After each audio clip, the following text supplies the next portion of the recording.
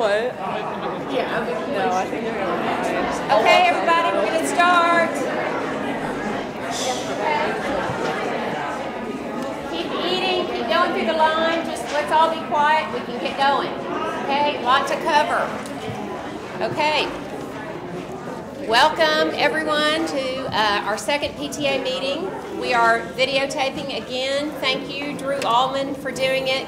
Really appreciate it. We will have we have this wonderful meal over here donated generously by Rusty Taco. So thank you very much for doing that. Always great food.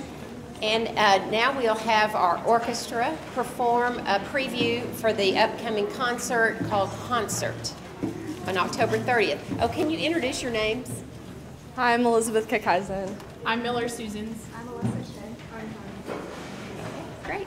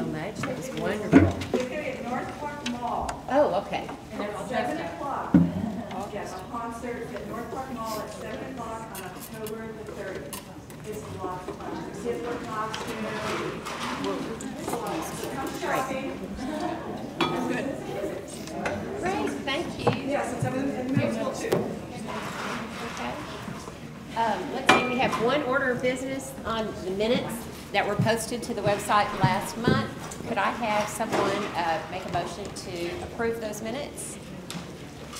Okay, Eloise. And a second? Okay, Beth, thank you. And now Catherine Stouffer, our student council officer and homecoming queen.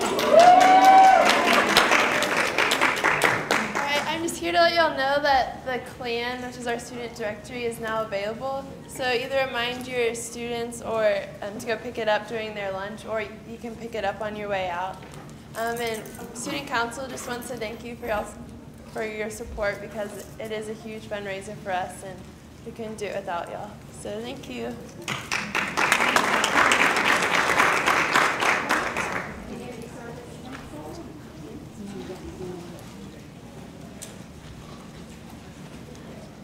Hi, Elizabeth Brown, and I'm the Vice President for Educational Programs for the Community Service Council.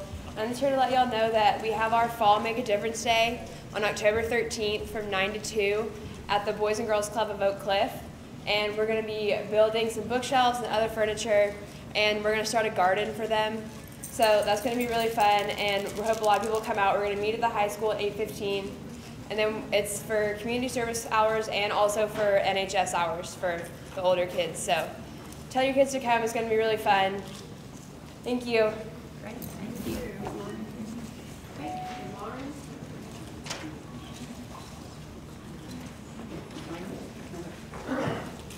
Hi, I'm Lauren Lacey, and I'm the Vice President of the Drives team on Community Service Council. And I just wanted to give y'all a heads up that the turkey drive should be the Thursday before Thanksgiving, and we will be collecting turkeys benefiting the North Texas Food Bank so they can distribute them out to families so they can have a proper Thanksgiving meal.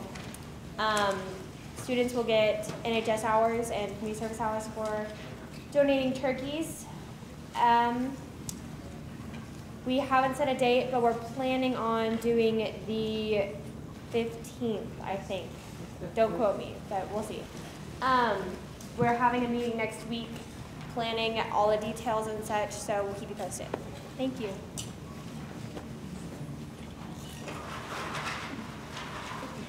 And hi all, I'm Sarah Bailey. I'm the president of CSC this year, and I just have a quick couple of reminders for logging service hours.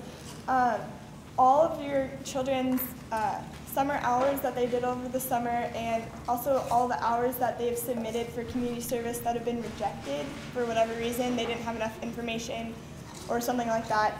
All of those need to be logged in to hpcsc.com by October 8th, so that's this next Monday, or else they don't get credit for them. So it's really important that they get all of those hours in. We also have a community service calendar up on the website. So if they're ever looking for service opportunities, that's not one of our big events we're doing. We also have things there they can look at. And the meetings are always the first Monday of every month, unless we have school off, then it's Tuesday. And they need to have 2 meeting credits and a service project credit with CSC to keep up their membership. So those are just some reminders. Thank you. And now our highlight officer will tell us about the dance coming up. Hi, my name is Victoria Goldsmith, and I'm president. And our first dance is coming up. It's on October 20th. And the Highlights Club is a service group it's all girls. And we put on 2 dances a year to raise money for the Make-A-Wish Foundation. And we just want to remind everyone to tell your kids, like, before the dance, to, like, make good decisions, and that the dress code also applies. Yeah. And we're also announcing the theme tomorrow at the pep rally. Hi, I'm Tori Norton, and I'm Vice President of Highlights, and I'm going to talk about the service part, since we are a girls' service organization. And every month on the second Thursday of the month, we go to Irving Bach, which is a young school for children, and we work with like flashcards and do arts and crafts and play with them. And it's a good way if any of your girls need community service hours. They can always come with us, and we have a meeting tomorrow in the today in the multi-purpose room. If they can come, if they want to try out for officer, they can earn points. And then I'm also going to talk to y'all about Highlights is putting on a pet adoption on Saturday, November 3rd from 9 to 12, like along the arches. And if you know anyone or you would like to adopt a pet, there are lots of cute dogs. And for every dog that is bought, our club will pay to match the price of that dog and then donate it to that organization which it came from. Thank you. Okay, wanted to announce the band has the jazz band fall concert coming up November 17th at the high school at 7 o'clock. And the new uniforms. So Thursday, tomorrow night, y'all here they are. Okay. So,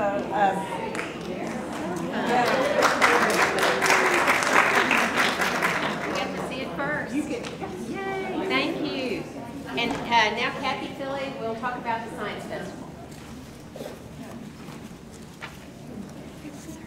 The 7th Annual Highland Park High School Science Festival will be on Thursday, November 15th. It is a career and professional day where we bring in experts in the fields of science, technology, and engineering to discuss their careers, educational paths, and work experience with the students. All science students will attend one of these sessions during their regularly scheduled science class and have an opportunity to engage in conversation, ask questions, and gain a deeper understanding of these vital and in-demand careers. Student registration is October 29th to November 6th. I am so pleased to say that we currently have 47 speakers committed. Last year we had 34. Thank you. We have 21 representing science, 13 in engineering, and 13 in technology. This year we have met our goal to include more technology speakers. Last year we had 1 or 2, and this year we have 13. I'm very proud of that. For the past 6 years, the students have attended a speaker session only during their science class. This year, we're excited to announce that we will be including some of the technology classes to participate. So, for example, if a student is in science, which actually they all are, and are in an upper level computer, they would get to hear 2 speakers on that day. One during their science class and one during their computer class. Out of the 47 speakers, 20 are returning. God bless them. And 27 are new. That's a very large number. The new speakers come from many places.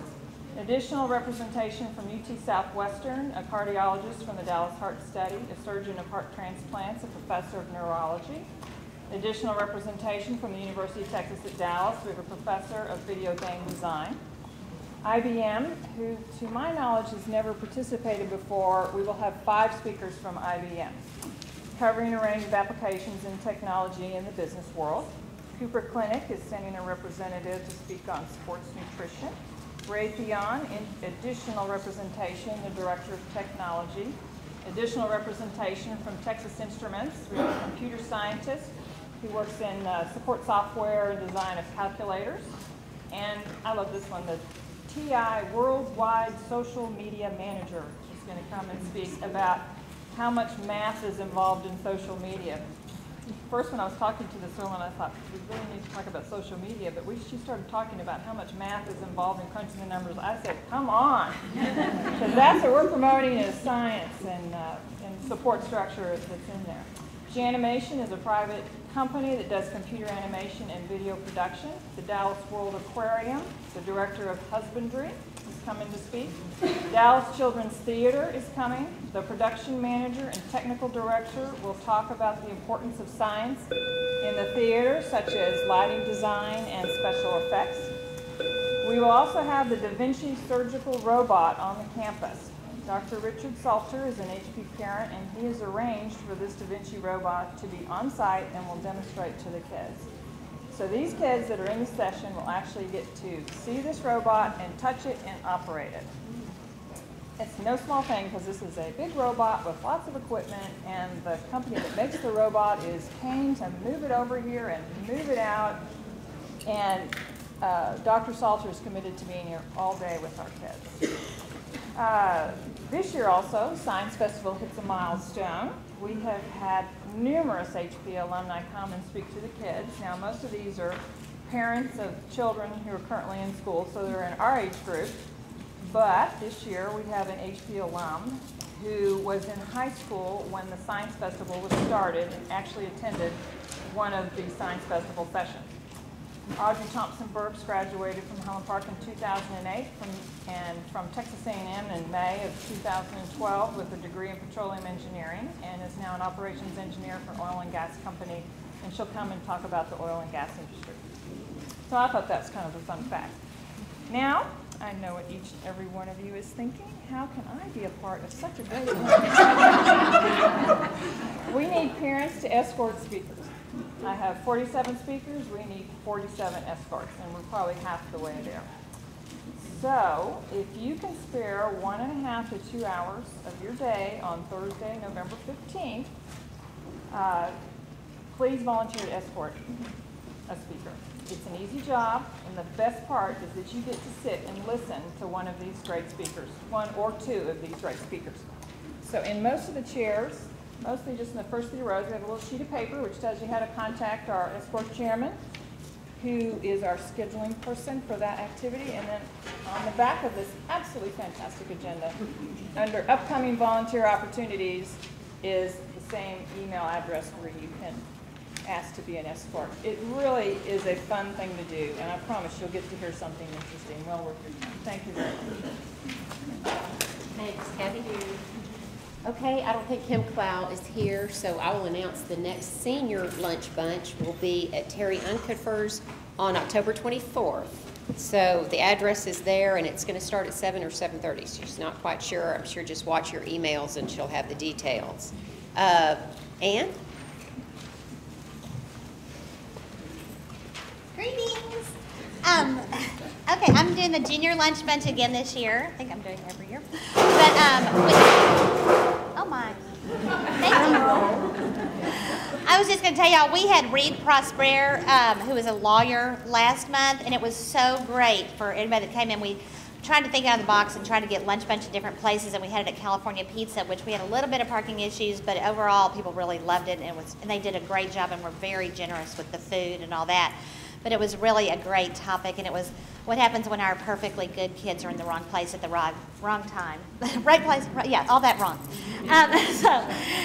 But on October 22nd, we're having Diane Wilcox, who I'm a big fan of, that's an educational consultant. She's going to be at Cantina Laredo, and it's a Monday, October 22nd. And then the next one is Revolution Prep, which is November 15th that's coming up. But for junior parents, just watch, because we are going to be changing the locations around. So when you get the email, just make sure that you check where it is. And I just had a quick one more aside. I worked with Walter for about the past 6 months. We've tried to improve the front entries. So if y'all are up there, we put in state-of-the-art lighting, and it does not look like a dungeon anymore. And finally, it looks so much better. But the other thing, well, yes, it really looks amazing. But the other thing is the formerly big opaque shower curtain, we used to call it, that you walked right in and saw that big piece of plastic. That's gone, and it got finished yesterday. And it's a big, pretty piece of glass with the school crest in it. So it looks a lot better. And the plaid room has cute plaid carpeting that Ann picked out. It's so cute.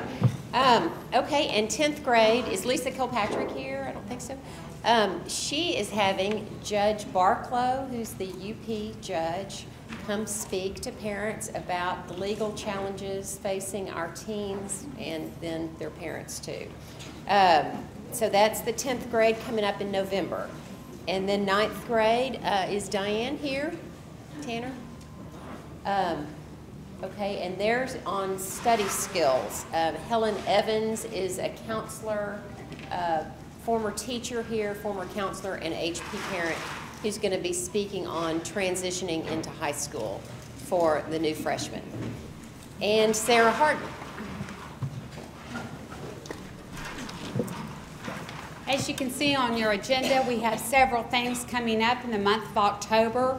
Red Ribbon Week starts October 22nd, and so make sure you encourage your children to be aware of Red Ribbon Week and our anti-substance abuse effort here in the Park Cities.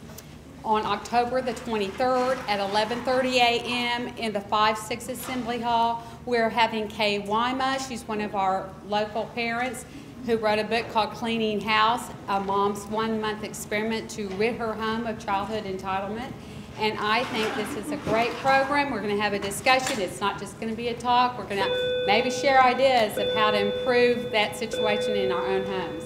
The next thing we're having is on Wednesday, the 24th of October at Studio Movie Grill at 6:30.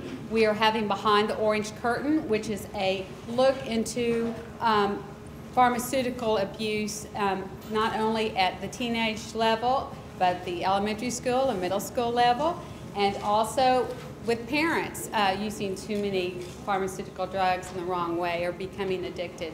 And we are having the Brent Huff, the filmmaker, come from Hollywood. He's chosen Highland Park to be the debut of this documentary. And we're having law enforcement and medical people there, as well as attorneys and people from CARE. So we're having a wonderful panel discussion, and it's going to be a great movie. I've seen the trailer. It's a lot of information. Also, I'm so excited to announce we have another Studio Movie Grill event in November. And this one's a little different. We're not, I don't think, going to have a big panel, but we might. But we're having a movie called Head Games, and it's about the alarming number of injuries that are long-term that are very subtle from concussions in sports. So there's so many concussions with football, etc., and they're not really addressed appropriately. And this is what you can do to keep your child safe if they're playing any kind of contact sports. Then in January, on January the 24th, we're having Dr. Leonard Sachs do a 4-hour workshop. You can come the first 2 hours or the second 2 hours because they're going to be for different genders. The first 2 hours is a girl-type parent talk, and the second 2 hours is a boy-type parent talk, or you can stay for the whole thing. And he is a wonderful, world-renowned author. He's written books about different problems for different genders, like Boys Adrift or Facebook Ate My Daughter. And he's all about how children need to form their identity from within instead of from sources like Facebook or any kind of outside media. And so he is very into the depression that is happening today with our children because they are not able to form self-confidence and a good image of themselves if they are getting all these outside influences. So anyway, it's a great workshop. And then today, I'm so excited, we have completely booked a wonderful speaker named Rob Miller. And he will be talking on the evening of February 27th. And we're going to try to do something for husbands and wives as well. And he is part owner of a business called Proactive Coaching. And he will be speaking on the appropriate role of parents in athletics. And we read many articles about him. He talks to parents of college-age football players and little pee-wee football players and little preschool soccer, moms. And so this is for all ages in our district. And we're so happy to book him because he's coming from a talk in Detroit and Houston. I mean, he was so booked up, and I'm thrilled to death he made room in his busy schedule to get here and speak with our parents, because I think that this will be a fantastic opportunity to see how to be a better parent of an athlete. So we've got lots of good things coming up, and we'll keep you informed. And we're also trying to do some good things for our students with our Parent Education Committee money that you gave online. And we had a wonderful speaker here on September 19th, Richard Geary, that all of our grades in the high school saw, and it was just fantastic. So we're trying to do things for the children also, and maybe, do some further programming here. I did want to say, please be on the lookout for an email from Mr. Fox where you will be able to RSVP for the movie Behind the Orange Curtain. We're trying to stay on top of the numbers because there's limited seating at Studio Movie Grill, and we want to make sure that people who've responded will have a seat. Sarah, are all the dates and information beyond what's on the sheet on the website? They will. I mean, the last one we haven't put yet because I just booked that. But the other ones are. They are, and we will get the information to you. Okay, we're going to skip Candace until later when she'll be speaking. Delaney, you want to give us our Mad for Plaid campaign kickoff?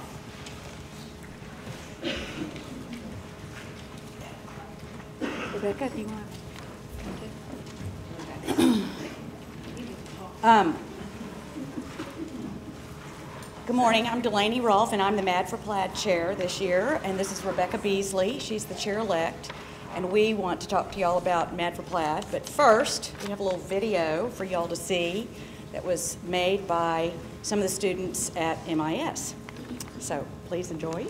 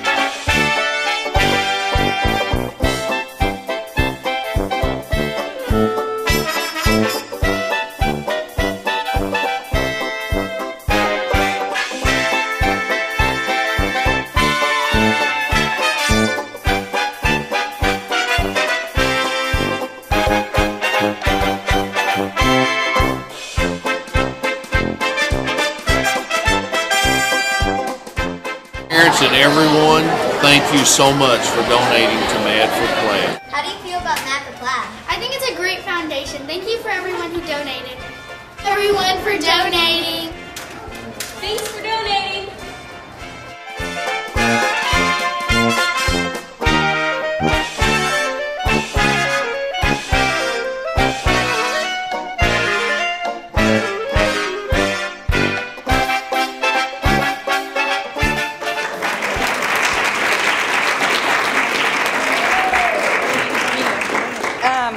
This year we have record enrollment with 6,608 children in the schools, and we have a budget shortfall of $3.1 million. So we can no longer expect or hope that the state of Texas is going to pay to educate our children, much less provide anything close to the excellent private school-like education we expect here at Highland Park. So we as parents really need to get behind this and up our private gifting. We really do. So, Mad for Plaid funds are used for three things, which were shown in the video. Teacher salaries at every level, upgrades in technology, grades 5 through 12, and student enrichment programs. We understand that everybody gives money to the booster clubs for the various sports and extracurricular activities that their children are involved in. We do it too. But Mad for Plaid is the only fundraiser for the core education of your children, and we really need to strengthen our core. So, as you know, coaches are teachers first, and without those teachers, we wouldn't have the coaches for the sports. An interesting statistic, only about 30% of the households in the district actually have children who attend the schools. And last year, only about 33% of those households gave to Mad for Plaid. It's kind of scary, think about it. 33% of 30% gave the money. So we need to ramp up our participation, please, please. No amount is too small. We have payment programs. You can pledge now and pay later. You can give stock if you don't have cash ready, but you don't want to have a long-term gain or whatever. Most of our teachers drive lots of long distances, and they give. So, again, we really need our parents to give, please. In closing, we would love to see Mad for Plaid signs littering every yard in the district. We really would. They're not litter. They're not litter. Okay. Displayed. Displayed in every yard. Thank you, Rebecca. We really and truly, we need to make sure that our children continue to have the excellent education that we expect for them, and also it'll help maintain our high property values. We have a good school district behind it. So please, please consider giving. We appreciate it. Thank you very much. And be looking for that plaid envelope in your mailbox beginning October 16th. Thanks.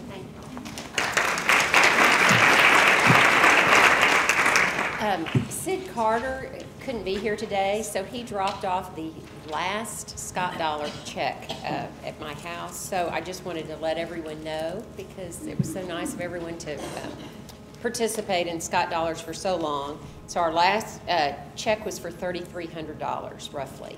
And now Eloise and Kathy Palter will present the band fundraiser promotions. Eloise is putting her costume. Hello everyone, and I cannot tell you how fun that little video was. I really enjoyed that.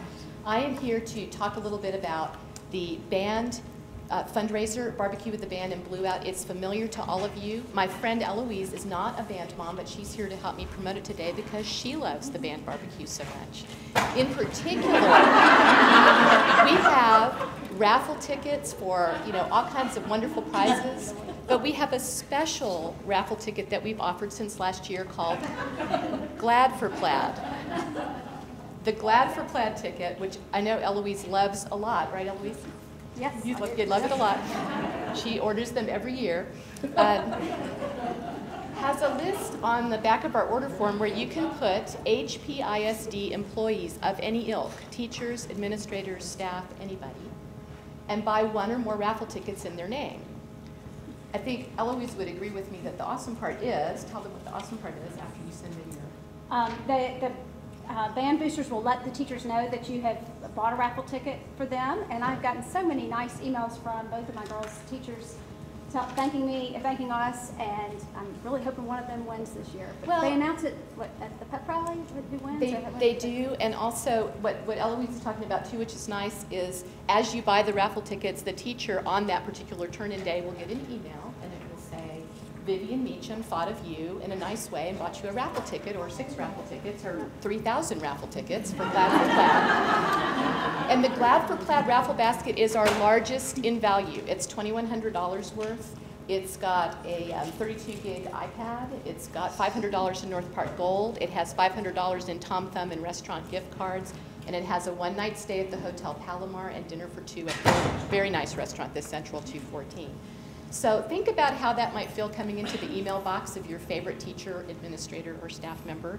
And we have a table outside in the hallway where you can purchase those kinds of raffle tickets, Glad for Plaid, and also anything else, shirts, dinner tickets, raffle tickets, and other things. So thank you very much. Thank you, Eloise, for... Don't feel like a hostage to the raffle.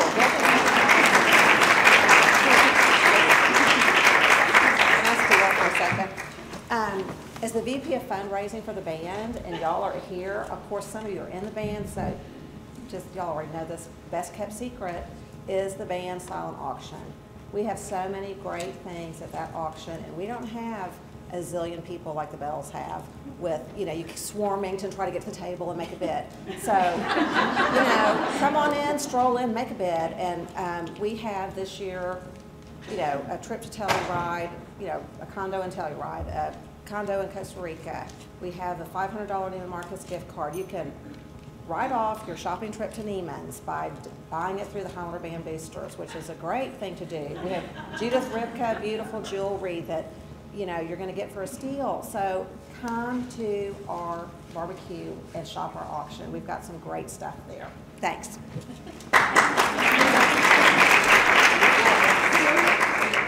Celia will tell us about the next choir fundraiser. Okay, I don't have any extra props, darn. I didn't know I was going after such creative people. All right, the choir fundraiser is our 3rd home game, which is October 19th. We have a fiesta theme, and my maracas are upstairs because we're gathering on Wednesdays all the collections from the kids. But we would love for you all to come. Cantina Laredo is hosting this year, and it's a very festive theme, and of course we have a raffle going as well where we have 5 baskets filled with things that the kids have brought in, and then we take the extra monies and go buy other things to make it even more exciting. Like in the guys' raffle basket, there's a Yeti cooler, and I knew nothing about Yeti coolers until this year. Apparently they're really cool and they really keep your stuff cold, but these baskets are fabulous and they're only $5, so please buy raffle tickets and come to the dinner. That'd be great. Oh, and yes, thank you. I do have help. Thank you. And that is, we have a beautiful red Vespa that we're selling raffle tickets for as well, for $25 for those. And that will be on display the night of the raffle.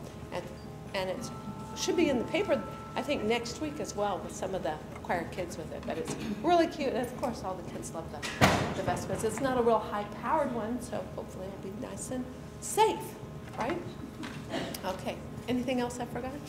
Okay. Thank you.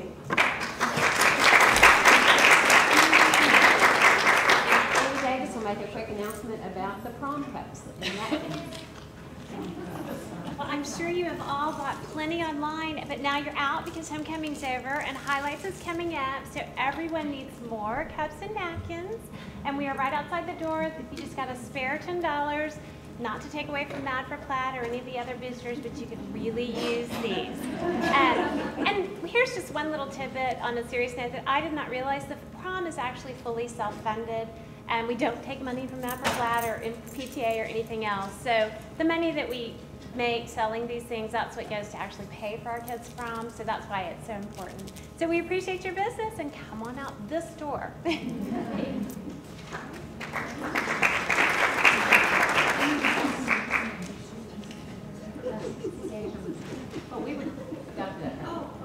Catalyst, the SAT, PSAT boot camp that we had was a great success financially. The PTA will be getting $3,800 from that, but that really wasn't our motivation in doing it. We really thought this would be a great thing for the kids to do.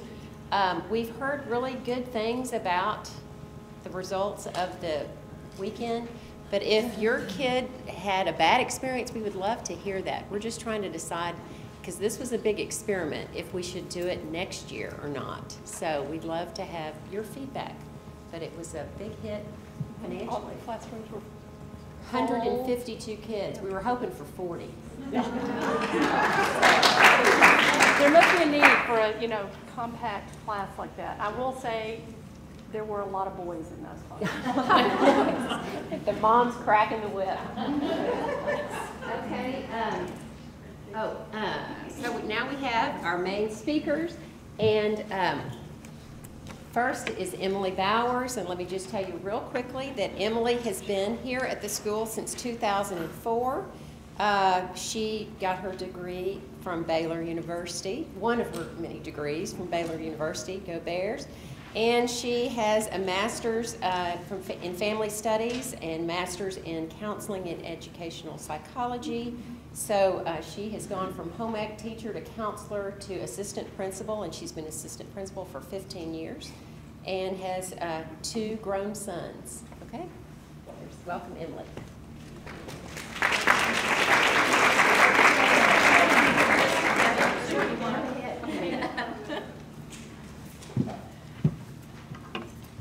I think when I tell people that I work with here, you realize I started life as a fax teacher, they kind of look at me like, we don't even have that anymore. And I said, yeah, but it was a lot of fun to teach and a lot of fun. Because of my life as a fax teacher is how I got interested in counseling. And being a counselor was how I got interested in administration. And that kind of leads into what Candace and I are here to talk about today. When I was in the classroom and teaching, I taught your normal fax classes, but I also taught family relationship kind of classes back in the, the 70s and the 80s. And kids just begin to talk with you as you've raised an issue in your class of something that they want to then later say, can I ask you something about such and such? And that led me into counseling. And as a counselor, we worked closely with our assistant principal staff, because sometimes what we're dealing with leads to something that an assistant principal is dealing with. And that's where I carried over to the next phase. In this building, generally, I came here my very first year as a counselor, because I retired in New Mexico, when you're trying to get your foot in the door, it was easier. There was a counseling opening, and then I became an assistant principal here. That's the end of that very first year. When something happens over the weekend or in an evening that is a serious event happening at home in the neighborhood, generally somebody from the school gets a call right away, often from Robert Ramsey, our University Park SRO. It is then our charge to assess the situation and what it's going to mean for school the next morning, or if it's happening through the week, it's a very quick series of events. At least on a weekend, we have time to talk to each other and kind of assess what do we need to do now. It might be the loss of a parent or a sibling or some other kind of traumatic event that other kids and families know about. And so we need to be prepared when they all come back to school on the next morning of what to do now. So one of us then usually contacts Michael Lyles as counseling department chair and Dr. Connor as our personal counselor, and the wheels begin to spin. Joyce Smart gets involved, comes over, and we are prepared from the very beginning to meet the needs of our kids and our families. Sometimes there is a carryover from that is disciplinary in action. And so Dr. Fox and Mr. Heckman and I are the 3 assistant principals that do all the discipline. So it's always going to be one of us that is the first line of contact with that student, with that family, depending on the situation. We sort of go into our operation of what needs to happen. If you've read through the Student Code of Conduct, you'll see that there are certain disciplinary actions for which there is a mandated consequence, and others that we have a lot of latitude to decide what should happen based on that student, that situation, and we always confer with each other and Mr. Kelly. And when we get finished with this other part, if you have other questions about where those go, we'll come back to that. Thank you, Emily. When I get a call, often it does come from one of the assistant principals, our Mr. Kelly, and our Mr. Lyles. And what we do in the counseling department, we assess the situation, and if the parent hasn't called us one-on-one, then we'll reach out to the parent first, because we want to protect the student's privacy first and foremost, because often it's a situation that, you know, the parent may not want very many people to be aware of. The student may not even want us to be aware of. So we ask the parent first for permission. You know, how much would you like the teachers to be told, your student's teachers, so that they're aware of what he or she's dealing with in the classroom? How much do you want us to talk to them about what's happened? And in my role, I have a few groups, like support groups, and one of them is a grief group. And so I'll reach out to the students and, you know, tell them about the grief group, ask them if they'd like to be a part. The way adolescents work, so many of them, you know, they handle grief just like we do as adults. Some want immediately to talk about it. They want to come into a group with other students, and others are like, I need some time. They want to come to school and just be treated as if nothing happened, because they're so afraid that they'll break down and cry in front of their peers, or everyone will come up and ask them, what happened, how do you feel, what's going on? And they just want to come and be like everyone else when they get to school. So, you know, I let them know what we have to offer. I tell them if, you know, they can come now, they can come once. If they don't want to ever come back again, they don't have to. They can wait and come 6 months from now.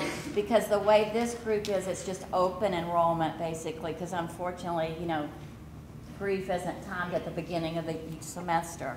And the students that do attend, often they just want to talk about something like homecoming, the dance, their dates.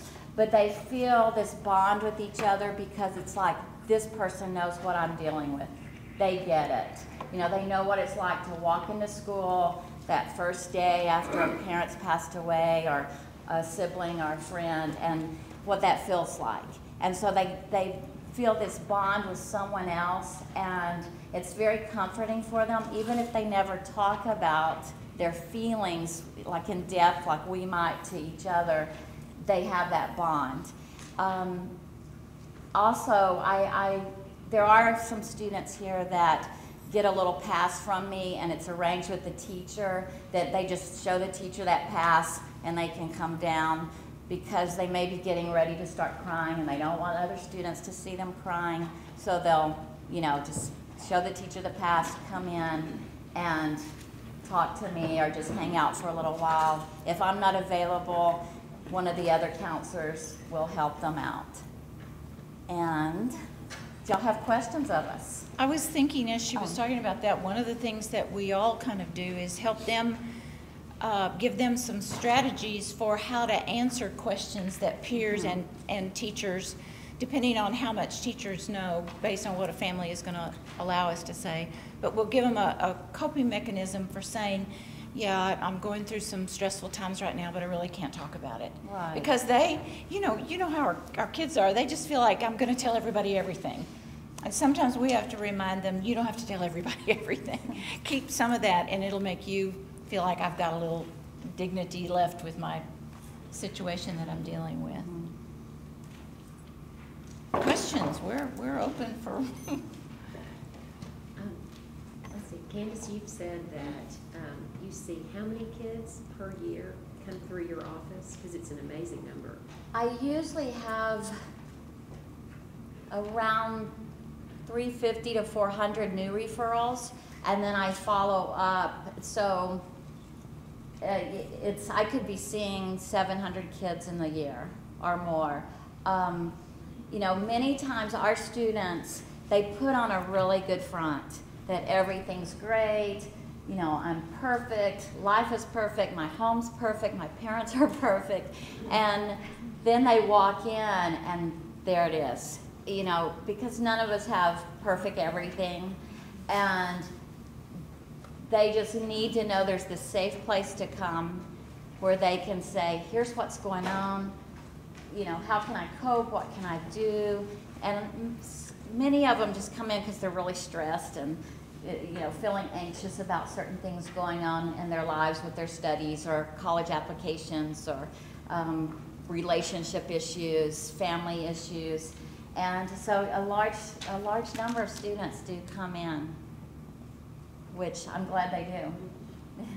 And other kids refer, you know, somebody else may have visited with Dr. Connor and one of their friends is going through something, and so they'll say, let's go talk to Dr. Connor. She's always there for us, and it's we're really so sweet. grateful It's to have very her. sweet because they do help each other out in that way, and we encourage them to, because sometimes what one student's going through is too overwhelming for, you know, their peers to deal with. They don't know what to say to them and how to help them. Let me just tell you what. Go ahead. How does the referral process work? Is it they email you or? Students will come and just one-on-one tell me. Some of them will email. Parents will call on the phone or email. The assistant principals will come by and talk to me and say, you know, can you check on this student? Here's what's going on. The other counselors will bring a student over or refer a student. Teachers will come in or email or, yeah. It's pretty broad, yeah. However we hear about something, then we want to get that information to Candace. I had 2 or 3 situations that I talked to her about even earlier this week. Sometimes it's just making her aware of something that we're hearing about in case a student comes in and raises the issue, then we can comfort that student of saying, we're hearing some things too. So it comes from all directions. All directions. I was going to add to that, Candace also sees our students who are in the DAEP, the Discipline Alternative Ed program, once a week, just as a touch base. Usually the administrator that has placed a student in AEP also sends for that student once a week just to give them an opportunity, you know, depending on the situation. Sometimes I walk down and walk them back to my office, take them there. But she does the same thing, and that's sort of the Texas laws regarding students placed in AEP changed a couple years ago, and so there's a component, which is sort of the way we've operated at Holland Park High School ever since I came here, that academics are still first. Dealing with your behavior is the next step in figuring out how did I get myself in this situation and how can I not let it happen again. And she sees those students not in a formal way, but just as a kind of monitor status of who's in the Discipline Alternative Ed program. And sometimes we'll even, if it's a pretty day like today, we'll walk around the block because I don't know if y'all have seen our AEP class, but they're in there in one classroom for the whole day, and there are windows. And so you can look out on them. A lot of times they'll start opening up and talking more if we're just kind of walking around, because, you know, they are in there for discipline reasons, and they're not always, you know, wanting to talk about why they're in there. Can you just go over at like one of the school dance or something if somebody is coming in that is drunk? Can you just go over what that would be for that student if they do come to one of those dances? Sure. We usually deal with that situation that very evening, get a hold of a parent to come pick that student up. Then I make an appointment, or Mr. Heckman or Dr. Fox, to meet with them on Monday morning at 8:15, 8:30. And we go over, usually by then the student has sobered enough to know I am in deep trouble at school. I thought nobody would notice me, but they forget that in this sterile environment of school, if somebody's had alcohol or even somebody who comes into one of our offices that's been smoking, you smell all that because the smells around here are just different. So they come in to meet with the assistant principal on Monday afterwards. That is a mandatory 30-day placement in DAEP. It can be reduced. So we have a meeting with the parents, and we talk about the situation and what happened. And if it's the first time, if it's the second time, the consequence may be different, but the process is the same. They begin a placement in DAEP that very day, and Lance Brownlee is our teacher in AEP, and we email all their teachers. We say, so-and-so has been placed in DAEP for a 30-day placement. We do not say in the email why, but most faculty members know that if it's Monday after a dance, then something happened. So the teacher, then the student gets all his or her belongings. They're like little study carrels in there. There's access to a computer, and that just becomes their home away from home for the day, 8:10 to 3:30. They are suspended from school, so they're no longer eligible to play sports, do band or any UIL, anything. They can't attend anything that is a campus event. And their teachers usually do some one-on-one during their prep between, twice a week, and then the student is eligible to go to tutorials before and after school. What they can't do is be socializing at breakfast or hanging out with friends at 3:30. They can go straight to the classroom, do their business with their teacher, and move on to the next teacher or go home. Same thing in the afternoon. It can be reduced based on behavior. It can be reduced if for lots of scenarios, alcohol, substance, if they attend a counseling program, not just a single session. If they sometimes do the care program at the Park Cities Y, sometimes they do outpatient treatment with another facility. Whatever the parent, we require that they do something to be released early from 30 days. We work with the parent to help them figure out what do you think is best for your child. And most of them do something like that and are released and back in the classroom in about 20 days.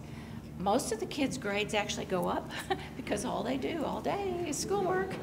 I always tell my students, be sure you have something to read because you're going to have a lot of time. You're going to get your work done more quickly because you don't have the benefit of the discussion in a classroom and the chatter that just goes on when you have a class of 25 to 35 kids in the room. So their grades go up. I'm usually, if it's my student, I'm checking the grades pretty often to make sure that they're keeping up. The teacher in there, Mr. Brownlee, is instrumental in making sure that the student is getting what they need. And I always tell parents that too. If you think if your child's coming home saying, I don't understand this math, I really need one-on-one with my teacher, then I'm the one that helps them figure out how do we do that? How can we get that help so that you don't get behind during your time that and I always tell kids this is a bump in your road. It is not going to derail you for the rest of your life because they feel like that right then. Like life is never going to be the same.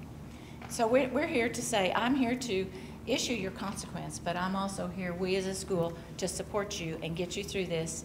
And it's better that these kinds of things are happening while we're all around you at Highland Park High School than when you're 1,000 miles away at school and you're going to get arrested. So that's kind of the scenario of how DAEP works. Mr. Brownlee is out of that room 3 periods of the day. Greg Bergeron, a math teacher, goes in 1 period. And I'm trying to think who the other 2 people are right now that are there. Usually we try to have those other periods, 2 other subject areas so that they have a teacher available to just ask questions and do some one-on-one while they're there. I was at a district where it was so large, the AEP was a separate campus. And so when I got here, and I, was told, well, you'll be seeing that kids who go into AEP, I was like, where's the campus? Where's the building? Oh, it's down the hall in a classroom. I was like, okay, that's easy. And in the beginning of the year, usually there may just be 1 or 2 students in there. Right. We get more towards the end of the year when some of our seniors decide to act like adults, or crazy adults. And if you look in the code of conduct, AEP is everything from alcohol at a dance to theft or harassment or bully. It depends on the severity of an event and the history of that student and his or her behavior. So there's, it's not hard and fast except for a certain few things like alcohol at a dance or, marijuana in the cafeteria in their purse or something like that. The little things in my world. Discipline Alternative Education Program. And that is in every single solitary Texas high school. That is Chapter 37 of the TEA is that disciplinary program. And there's a whole list of, it's pages of things that the state require around AEP. Does it differ from in-school suspension? Yes. In-school suspension is a lower level of discipline. So maybe it's a, maybe they've launched into some expletives with a teacher. We might put them in school suspension for 1 to 3 days. Maybe it's been a little confrontation with another student that didn't really become a fight because your children that's not something they normally do. It makes them real uncomfortable. But if it's gotten just there, or it actually has become, because we do have an occasional fight, then we might use in-school suspension. They still are in the in-school suspension room, which is right around behind our offices right here off the cafeteria. It's an isolated classroom too. It's manned by a classroom teacher every period of the day. And they just stay there all day. But it's short. It's 1 to 3 days, maybe a week, but not often. And it's a lower level of discipline in the big picture. Lunch ISS is another lower level. Like I've got some kids in there that I placed today because they went off campus at lunch. So that's an automatic 3 days. Second phone violation in my office is 3 days in lunch ISS. And then we use Saturday school, 8 to noon. That is something that, that we will use to inconvenience their time. I need to get your attention. And you can give up your Saturday morning. And that's another lower level discipline. Anything else about? And behind the orange curtain, is that a trend that you're seeing more, that pharmaceutical drugs pushed or being used? I've only been told of a couple of instances, but the kids could be keeping it really hush hush. A lot of times they start using things that we're not aware of until more of them start talking about it. I know last year there were a couple of instances with, some students who got caught. But from what the students are talking to us about, it's not as widespread as like the alcohol. Not yet. It's only the 6th week. And sometimes, in the big picture, I didn't mean it to sound like that. But sometimes we'll hear it from another, or a parent will call a tip in that, I think my daughter bought something from so-and-so. We need just that much to send for a student or go. I don't usually send for them in that. I'll go pick them up, ask them to bring their backpack, and I'll have them come into my office and I'll say, is it all right if I search your backpack? And I'll tell them why I want to search their backpack. Some of them are very resistant. Some of them are like, I'll never forget one. It's probably been 7 years ago with a wallet. She said, yeah, you can check everything. I'm in Dr. Fox's office because at that time he was right next door to me. And she said, you can check it up. I pulled out a little dime bag of cocaine. I'm like, you knew this was in here. You said, yeah, I'll search my stuff. Go ahead. I'm like, great. That takes it to another whole level. So that's kind of how we, but for medications, I've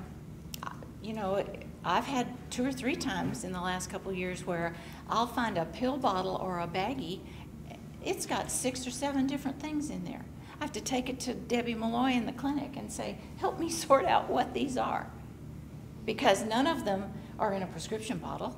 And the bottle you may have a label just worn off of it.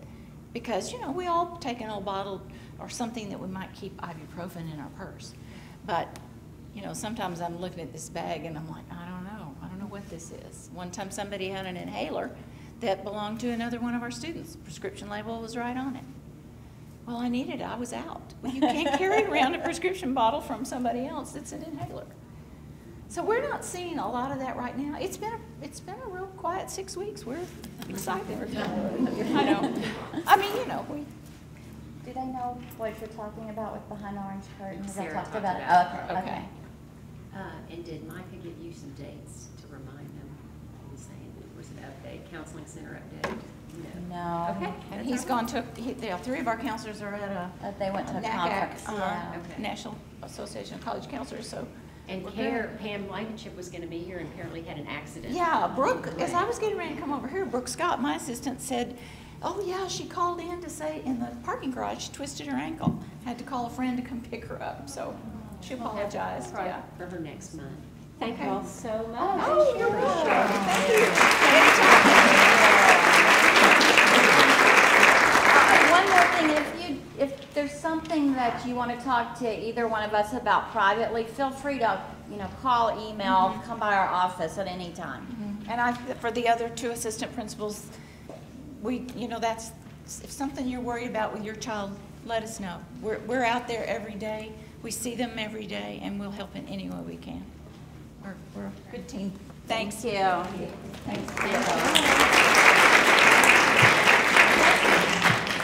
Unless someone has something to add, I think the meeting is adjourned. Thank you. This presentation is brought to you by HPTV. If you or someone you know would like to sponsor this unique TV station, please email Mrs. Kelly Snowder at snowdeck@hpasd.org. And from all of us here at HPTV, we thank you for watching.